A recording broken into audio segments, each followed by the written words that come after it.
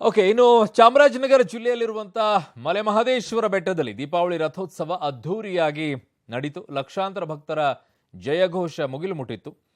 ಅಸಂಖ್ಯಾತ ಮಂದಿ ಭಕ್ತರು ಮಾದಪ್ಪನ ತೇರು ಎಳೆದು ತಮ್ಮ ಭಕ್ತಿಯನ್ನ ಸಮರ್ಪಿಸಿದರು. ಮಹಿಳೆಯರಂತೂ ಕುಣಿದು ಕುಪ್ಪಳಿಸಿ ಭಕ್ತಿಯ ಪರಾಕಾಷ್ಠೆಯನ್ನ ಮೆರೆದರು. ಹುಲಿ ವಾಹನ, ಬಸವ ವಾಹನ, ರುದ್ರಾಕ್ಷಿ ಮಂಟಪಗಳು ಮಾದಪ್ಪನ ರಥದೊಂದಿಗೆ ಸಾಗಿ ರಥೋತ್ಸವಕ್ಕೆ ಮೆರುಗು ತಂತು. ಮಾದಪ್ಪನ ಭಕ್ತರು ಉಳ್ಳು ಸೇವೆ, ಪಂಜಿನ ಸೇವೆ, ಮುಡಿ ಸೇವೆ ಮೂಲಕ ಹರಕೆಯನ್ನು ತೀರಿಸ್ತಾ ಇದ್ದಂಥ ದೃಶ್ಯ ಅಲ್ಲಿ ಕಂಡುಬರುತ್ತಾ ಇದೆ.